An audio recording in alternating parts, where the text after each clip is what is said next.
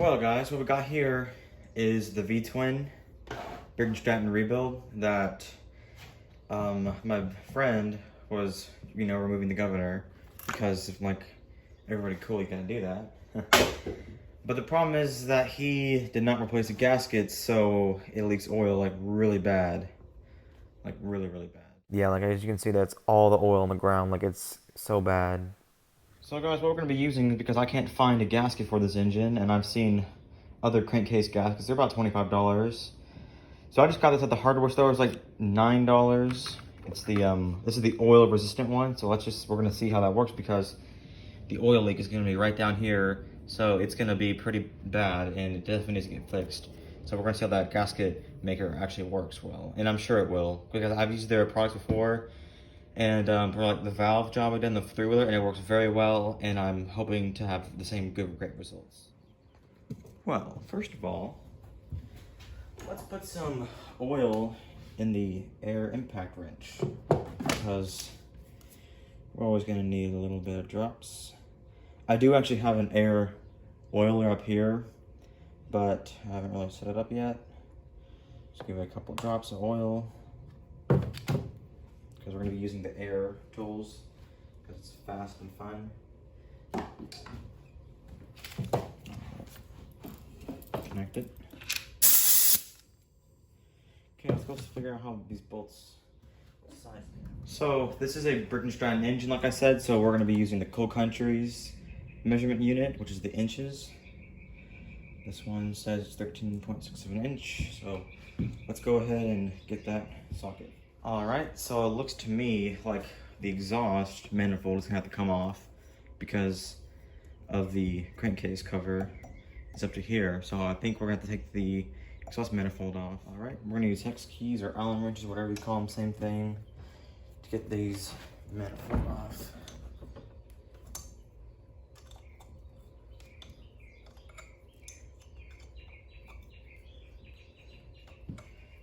This is a 20-year-old engine, so yeah, these are pretty stuck.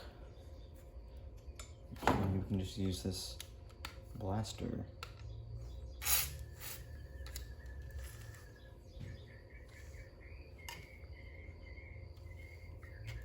Alright.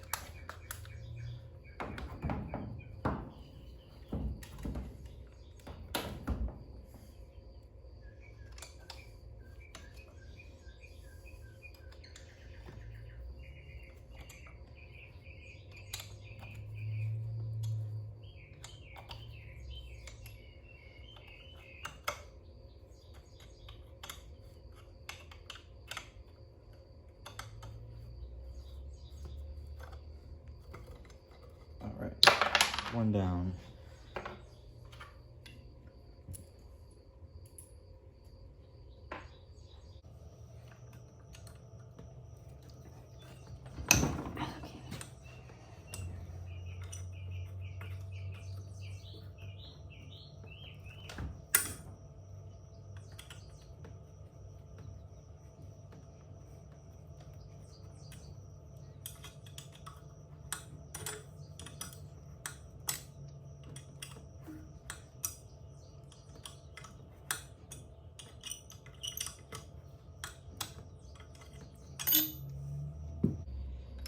So on this engine, when I took it out of this came from a Cub Cadet, 42-inch mower. This is a 16 horsepower Briggs engine. You've probably heard these called the Vanguard engines. These are this kind of style, but this one is not the pull start version.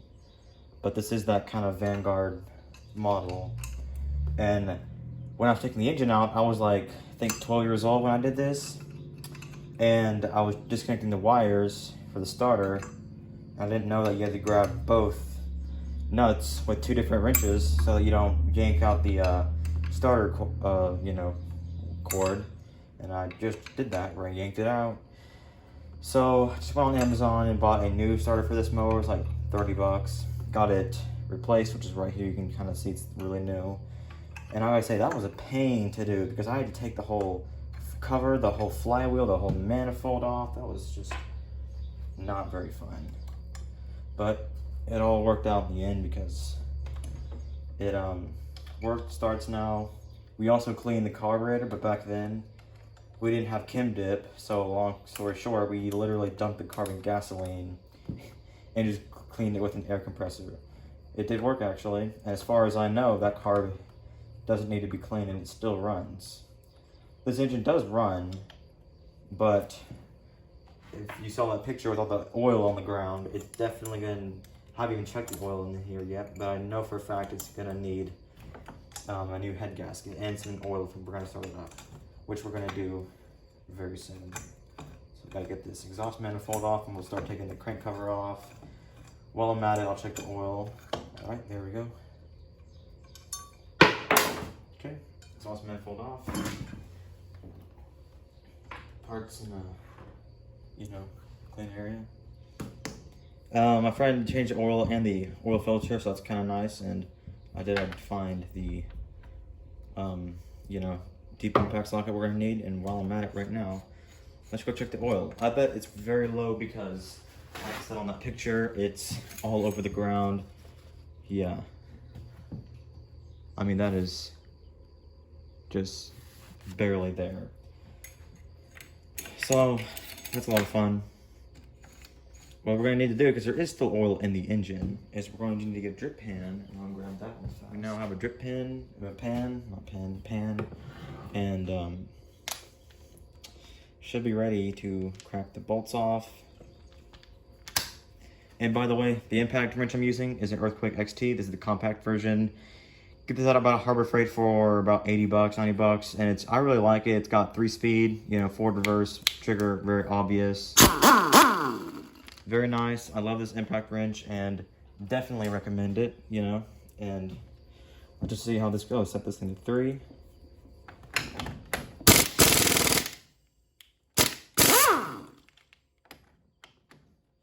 I would do a star pattern because this is a, very important. This has gaskets in it, so I would do a star pattern if you can.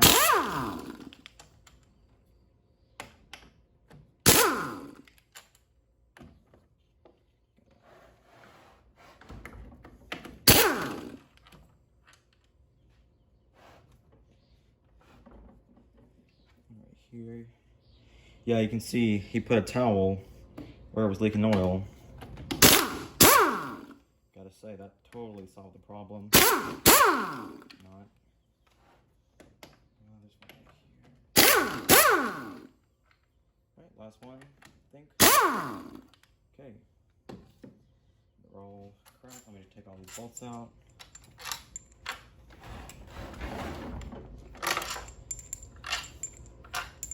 Okay, put this in there, safe spot.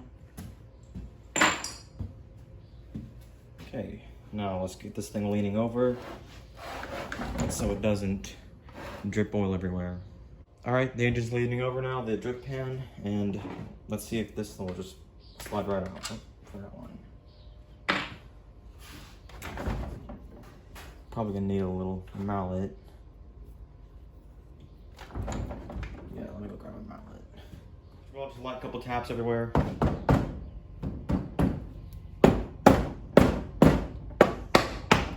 This will kind of loosen it. Oh. This will actually just comes out, the dipstick.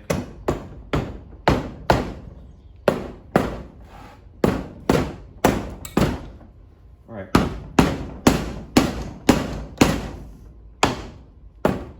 Jeez, what did this kid use?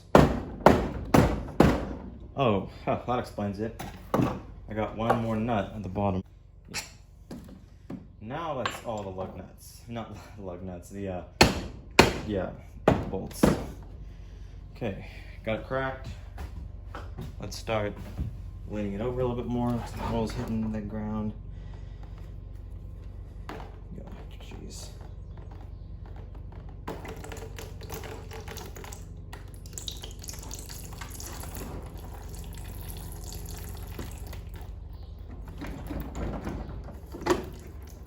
Okay. Yeah.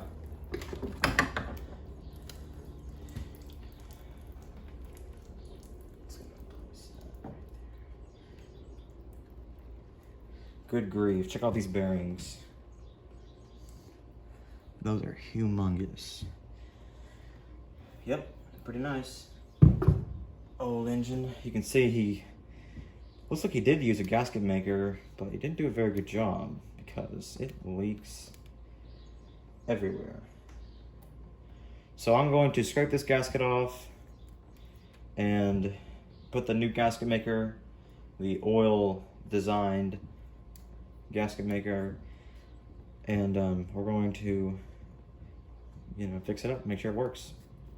And I have to point this out. Check out that connecting rod and those gears. Remember, this is a 16 horsepower engine. I mean, good grief. Those are some humongous connecting rods. All right, so I got a razor blade to scrape this old crappy gasket off. Need some help. Because if you do not scrape it out, you're gonna wish you did.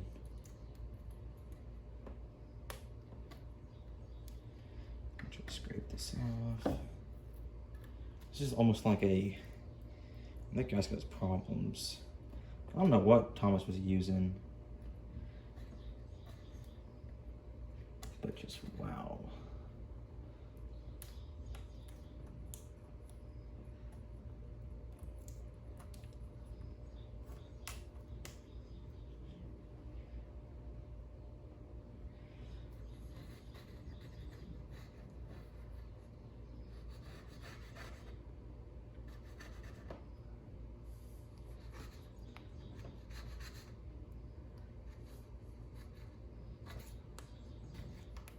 So you can kind of see the old gasket on here. That's probably what happened to the failure, is they left the old gasket on, which caused it to be an uneven spot. Guarantee that's probably what happened.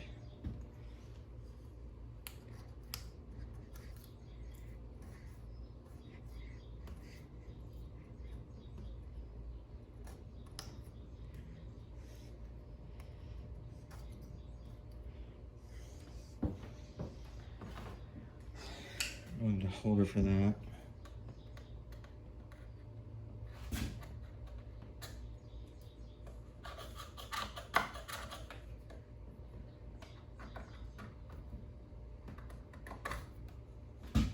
Yeah, that's the old gasket peeling off too. That's the problem.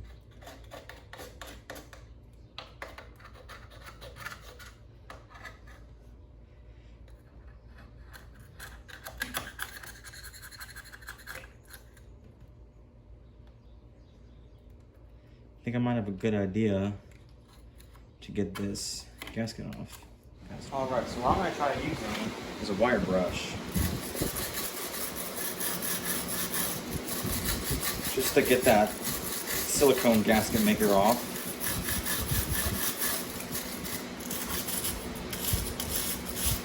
There we go.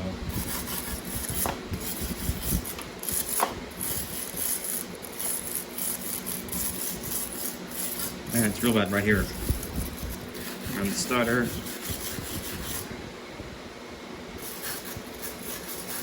This down here is where the leak is, so make sure you get that good.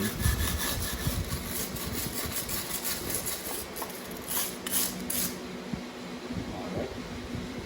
Now the other one.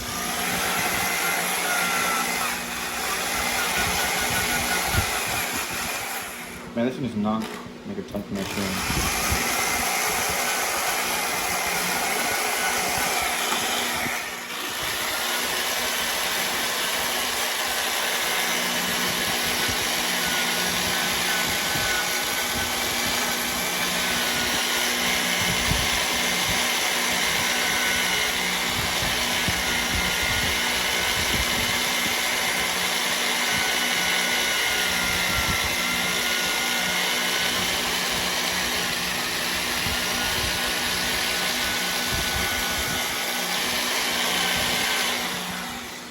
Final touches on taking the old gasket off.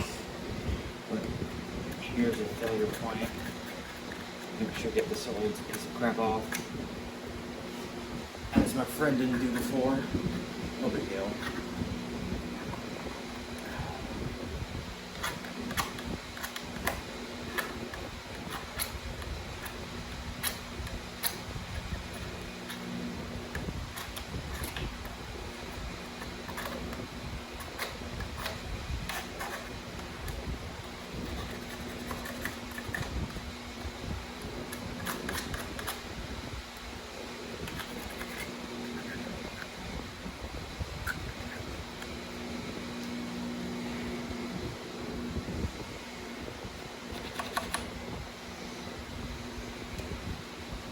Alright, let's clean it up. Get ready for the new rubberized silicone, I guess you can say rubberized silicone gasket. Like I said I was going to do, I'm going to clean the inside of the bottom of the crankcase because we did get some gasket particles in the crankcase. Clean this up.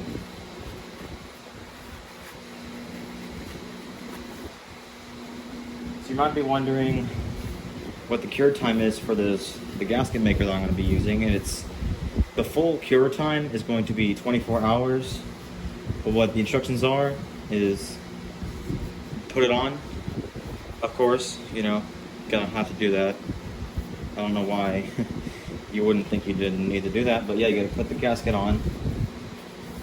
And then after that, what you do is you put the old crankcase cover, because we're doing the crankcase, we're gonna put the crankcase cover on, and you just put it on. You actually hand tighten the bolts to start seeing the gasket seep out, and then you just leave it for an hour. Let it dry, and then you torque it to spec, and then you let it, you know, dry out for 23 hours longer, so tomorrow, of course, and you fill it up, because you don't actually fill it up until it's completely cured. So we're not going to fill this with oil today, we'll do that tomorrow. And then on top of that, also you might be wondering what is the rating on the temperature of the gasket maker. It's going to be 500 degrees Celsius, not Celsius, 500 degrees Fahrenheit, so it's definitely going to be very high, and we shouldn't have a problem. I mean the oil in the crankcase probably doesn't get around, only goes up to like 200, you know, but of course right on the block you're gonna have 350 degrees, 400 degrees easily. That's where the combustion's happening, but the oil does actually heat up because of course your oil is cooling the engine too with the air, because this is an air-cooled engine, as you probably see. There was a ring down here for some reason, I'm not sure what that's about, but we're gonna make sure we put that back, of course. Could be for oil cooling. And we're gonna need to take out these dowel pins. There's a bit of gasket on these dowel pins.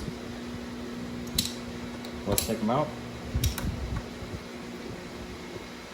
Just make sure we just limit the possibilities of having our leak again. Okay, simple as that. Make sure you don't smash these because they're very thin, actually. So all the dowel pins are out. Let me check the crankcase cover. No dowel pins in there. So yep, I believe we're good. Let's just peel the gasket off of that because I know we're gonna need to. Let's just kind of make a razor.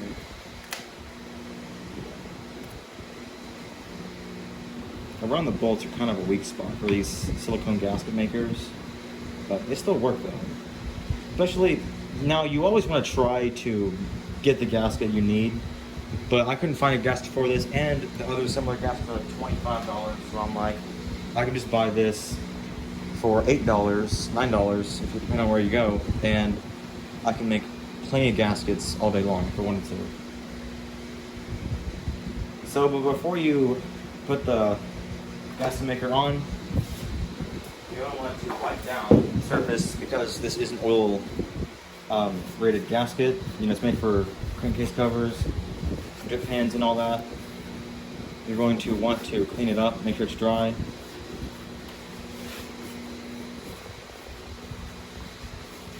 Yep. There's a little bit of residue from the old gasket, but up here I think it'll be fine. Hopefully. Yeah, that's what Thomas said when he was putting this other one down, and that didn't really go too well. And also one thing that's really cool is on the back side of the crankcase cover, you can see that's where the oil gets sucked in. Here's the oil pump and the humongous bearings. So real interesting, because I never actually opened up this case before, but yeah, now I know how that works. So what you want to do is you want to go all the way around it, like I did. Make sure you do good on the belly on the bottom, because your oil pan, again, this is where your oil is going to be sitting, so if you don't do good enough on the bottom especially, you could be leaking oil just by sitting like I was, well, like the engine was. So let's really make sure you get the bottom right.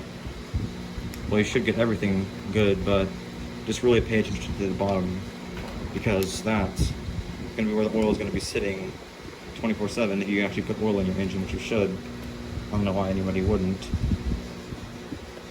You should get these dowel rods in, get the mallet.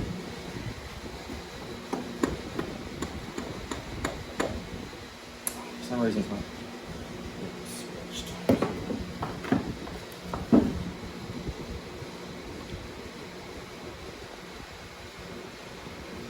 I don't know why these aren't going in well.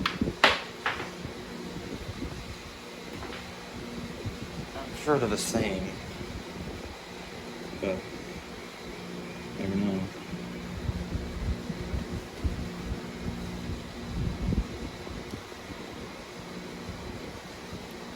Okay. There we go. Make sure you get these dowel rods straight, otherwise I'm not really going to go in very well. Kind of like that.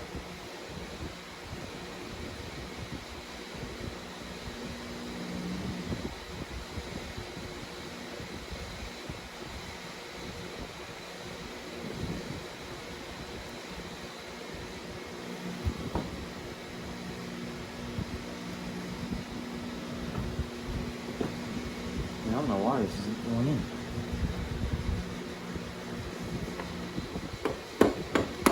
There we go. Let me just fix the gasket right here real fast. Double check it. Should cover it down a little bit.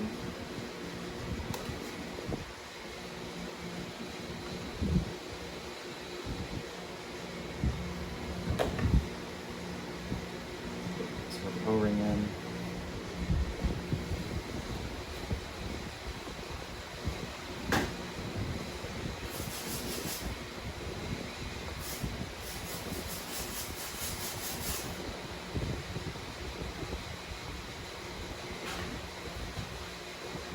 Get this old crankcase cover back on.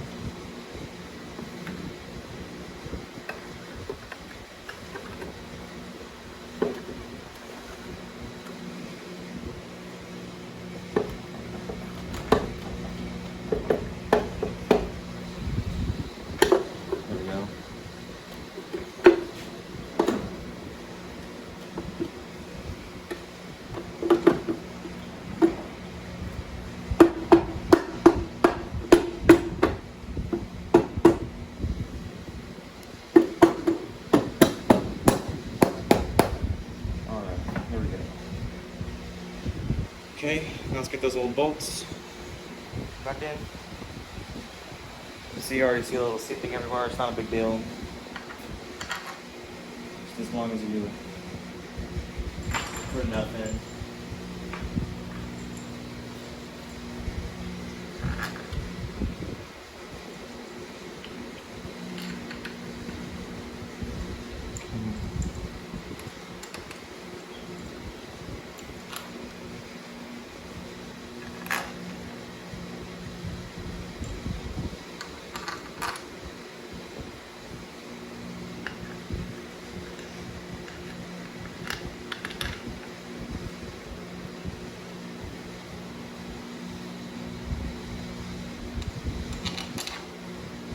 I'm just use the impact wrench to pop it in place.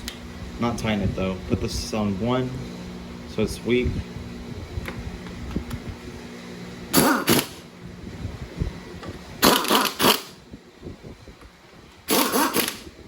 Just try to get it. Don't impact, like, don't force it in, just screw them in.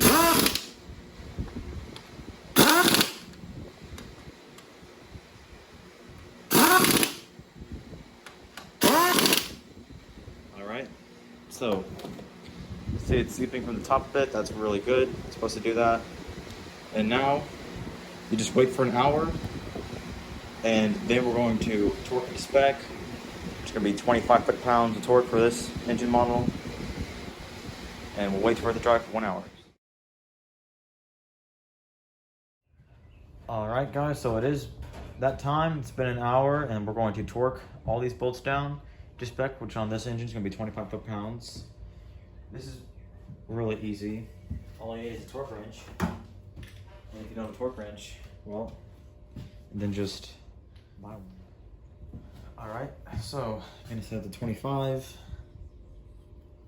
And it's going to be right there.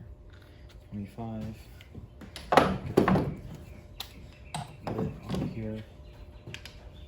Now, for some reason, these torque wrenches, you know, they've got on and off, you know, left and right or whatever you want to call it, on here. They're switchable. I never understood why you need that, because to me, why would you need to? This is the click type torque wrench, really cheap, you know, like $20. And I was just wondering, why would you need to torque something the opposite direction? That'd just be taking it off. Unless I guess you're going to, you know, I mean, I'll honestly, no, I don't know. I don't know. Why would you need to do that? So 25 foot-pounds. Let's try to do a star pattern. All right, there we go.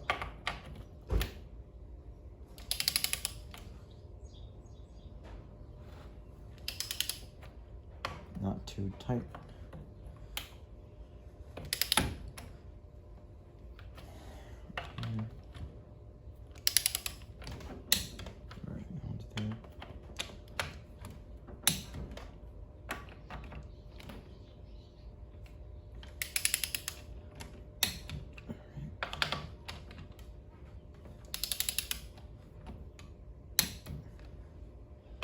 Hear the click.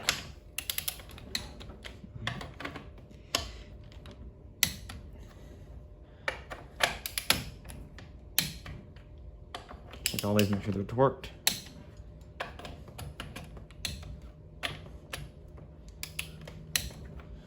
One thing I don't like about these click type torque wrenches is how the less torque you have on them, the harder it is to hear the click.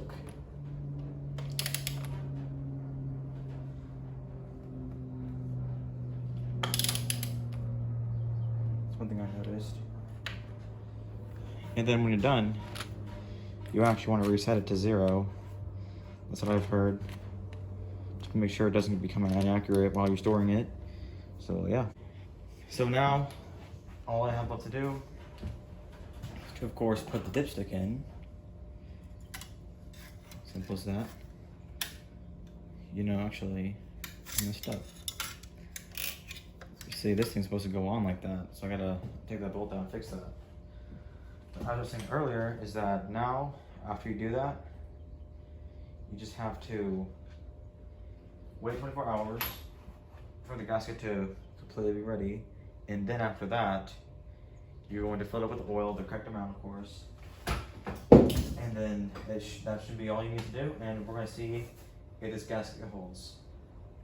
Alright guys, before you go, please like and subscribe, because we're going to be using this engine in future videos a lot. And you know, this thing sounds epic, and actually when I fill this thing with oil, I'm going to start it up and video that and just show you guys how loud and awesome this thing sounds. No governor. It's just a super awesome engine. I love it so much. And you know, you guys like and subscribe, you know, ring that bell. And then you'll be able to see it when it comes out, and it's really cool. You guys don't want to miss out. Alright guys, so it's finally been 24 hours. Wasn't too bad, right? So we're going to fill it up with oil and see if the gasket leaks. I'm sure it should be fine, but let's just test it out while we're at it. I'm just going to be using some, you know, 5W30 regular oil, high mileage, because it is a, what's that called, 360-hour engine, so you know, I'm just gonna add it, and it's all really the oil I have, so yeah, we're just gonna add this high mileage oil in it.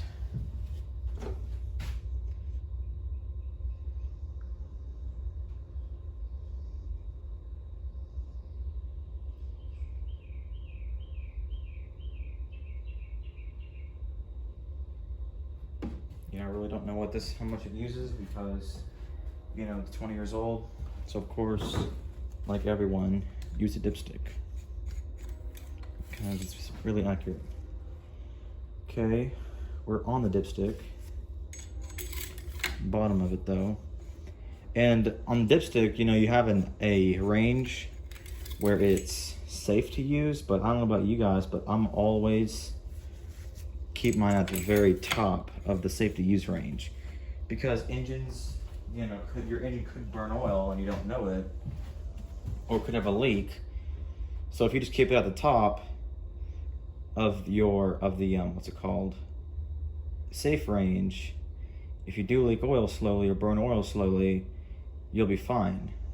Well, if you just check it soon enough, you'll be fine.